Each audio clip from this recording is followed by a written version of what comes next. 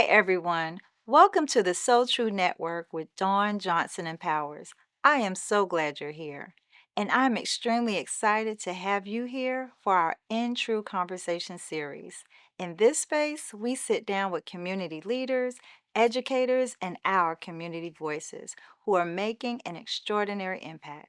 Together, we'll explore how their journeys connect to the So True pillars: community empowerment, women's empowerment, and financial empowerment. These conversations are about truth in action, our overlapping circles with great people and their stories that remind us we are stronger together. As you enjoyed this conversation, be sure to subscribe so that you don't miss out on any of our So True updates.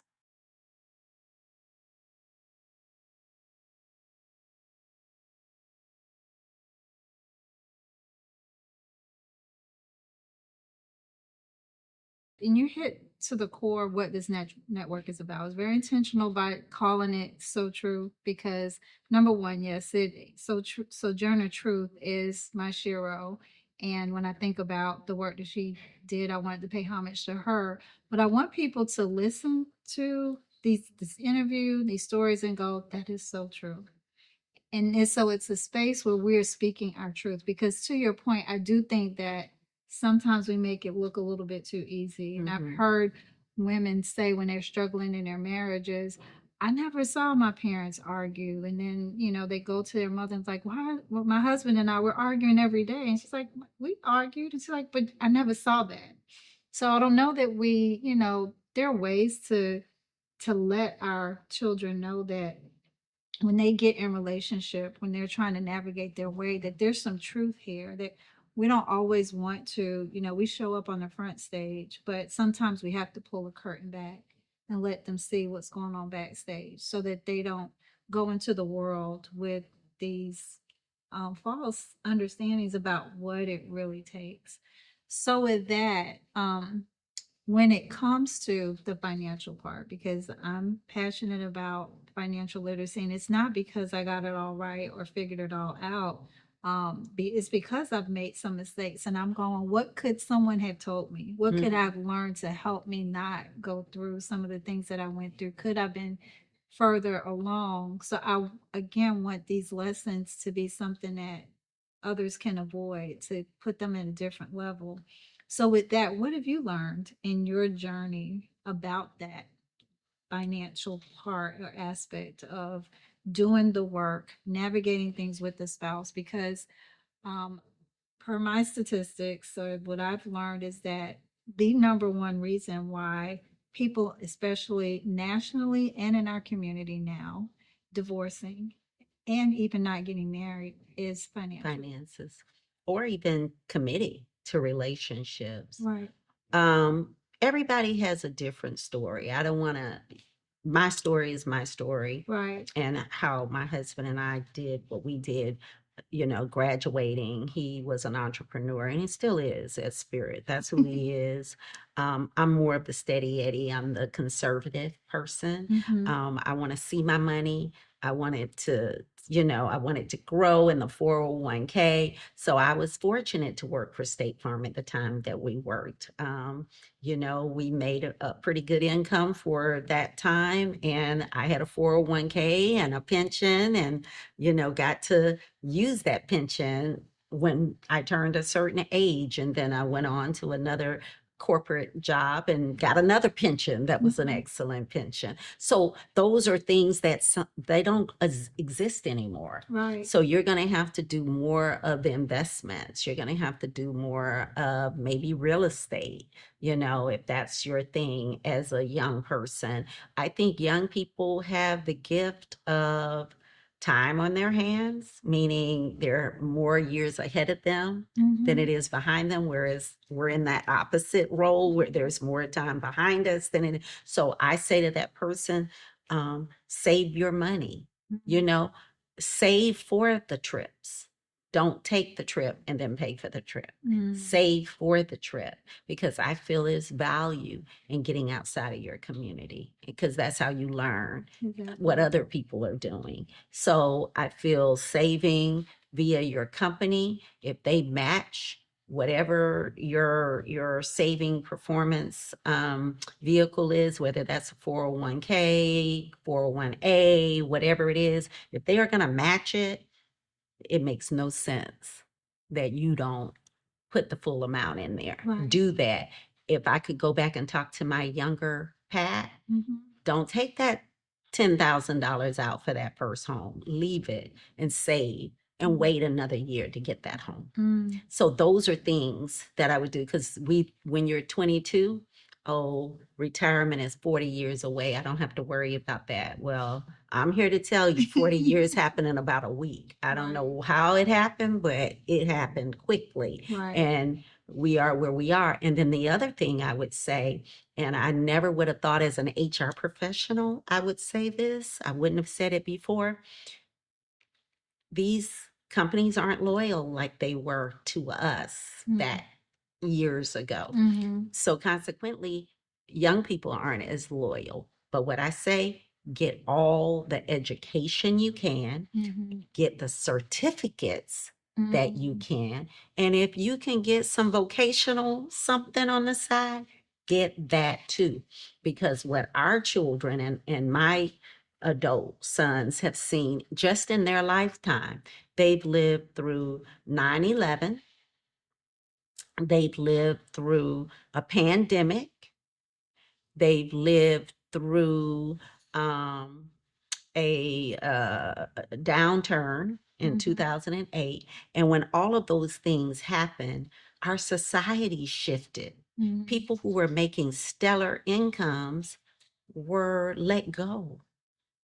Right. So you want to be somewhat in control of your destiny. And the only way you can do that is, in my opinion, is through education, hard work, and networks. Absolutely. And networks. Right. And young people sometimes have to build a muscle around networking. Right. Right. Yeah, because I'm getting a little concerned with what I am reading and hearing in the messaging. I'm not sure where it's coming from in terms of telling our young people, oh, don't worry about buying a home. They're not making any new land. So I'm just still not following why that messaging is being sent, because I too, like you, I've moved multiple times, and a lesson when I look back in hindsight, I wish I would have kept both homes in Florida and rented them out as we moved to Bloomington, Illinois, and kept that home and rented it out. And as we moved to Rock Hill, South Carolina, and have 2 homes there. And I'm sitting here going, I kept all of those homes, where would I be today? So those are the lessons for me that, again, I want to share with our folks, our younger generation, in terms of talk to people about money. I think there's a taboo in our community for whatever reason. We weren't talking about money. We weren't talking about those financial moves. So I definitely want to crack that code. I think we're doing a little bit more now, and you're hearing a lot of financial messages. But I do want to say that in doing community work, in everything that we do, that finances are at the core of all of it. And we have to start asking those questions up front so that we can make good decisions as we move into that space. So, in that vein, what is your message then to women specifically? Women have to be in control of their own destiny. You don't need a man to compliment you. You need a man that is going to lift you and that you are going to elevate and push forward to be the best man that he can be. So you guys are partners. Now, I'm a old school, so I believe the man is the head of the household, but I think he can't do what he needs to do to provide for his family if, I don't know a other way to say it other than, if you're not contributing and you're not adding value, then that's going to be a struggle. Right. And you've already said it, the statistics around financial issues are a big no go. Right. Right. So you got to compliment from a perspective of complimenting, but you don't need someone just as candy on your arm. Mhm. Don't be candy on anyone's arm. Have your own stuff Mhm. together. Mhm. And I'll use one of my most admired people, Michelle Obama. Michelle Obama, if truth be told, and it's no secret, she was highly educated and she made more money than our 44th president made. And she sacrificed for him to live out his dreams. And I don't think she was jumping up and down and saying, oh, pick me for this role of first lady. Right. But when she found herself, because she was a wife and was committed to her husband and family, she supported him. But now, in her empowered years, she's showing the world, I have gifts. And you don't define those gifts for me. So, as a woman, we have to define our gifts. We listen for God's voice and we have to show our value, but you have to continuously know your worth Right. to show your value. And that's how you add to your marriage and to your spouse, and that you add your own financial impact to the scenario. You can't wait on a man to take care of you and save you because they not coming. Okay. All right. So let's enter into, because I do have a concern. I'm hearing young women, and I don't know, and you're doing your work, hearing young women either say, number one, they're not getting married and not having kids. I said that when I was 15 until I met my husband. Then all of a sudden I was okay with being married and okay with having a child. So I don't know if that's just coming from a space of where they are right now and maybe not being hopeful. Or number two, they may be getting married, but they're not having kids and they're making those decisions from a financial perspective. And I'm not sure what your sons are telling you. My youngest son says it's too expensive to date. Okay. It's So not on his list. exactly. So I'm concerned about relationships. I'm concerned about marriage. You and I both have been married. I now celebrating 30 years this year, and you 39. 39. I think we're Wow. both May. Yes. Yeah. Both May. So I was 39 in May. Exactly. And I know your husband is incredibly supportive of you. Mhm, My husband has been incredibly supportive of me. So, how do we help our young people? You with sons, I have a daughter. Um, be more optimistic about relationships. What do we tell them? I, again, old school, but a realist. I think you have to put yourself, I'm talking from a woman's perspective, Okay. but also with two sons. Two sons. You got to put yourself in a situation where you meet good people. I have a form. My sons know that I've drafted for them. I've sent them different iterations of the form where they need to check the boxes because beauty fades. Love is great, but there's a thin line between love and not love. So put yourself in situations where you are meeting people that you can um, learn from first, friends with maybe second, do good work with, and then you start bonding in a relationship. My husband and I were friends first. We've been friends for 45 and a half years, started in college. So that was where we met. But I know it's harder for these young people, but they need to put themselves, again, I'm a big community volunteer person, get with different groups and organizations where you can connect with other people that are like-minded. And once you do that, the other elements will come. But I pray for my sons for the people they've not connected with yet. I pray for my sons for the circles of their friends. And I pray that they meet a young woman that will complement the man that they are, but help them to be the better man that they are striving and purposed to be.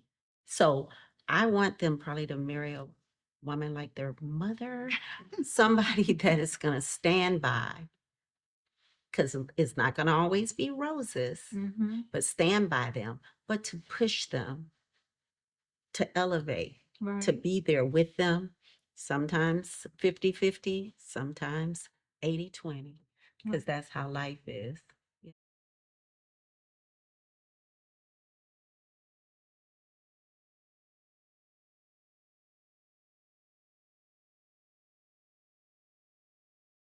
Thank you so much for joining us for In True Conversations.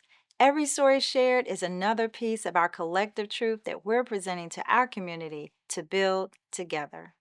I invite you to stay connected with the So True Network by subscribing to our channel, liking our videos, and please share this episode with someone who you think may need it. Remember, your truth matters, and when your truth and my truth intersect, we will find liberty. So I'll see you in the next conversation.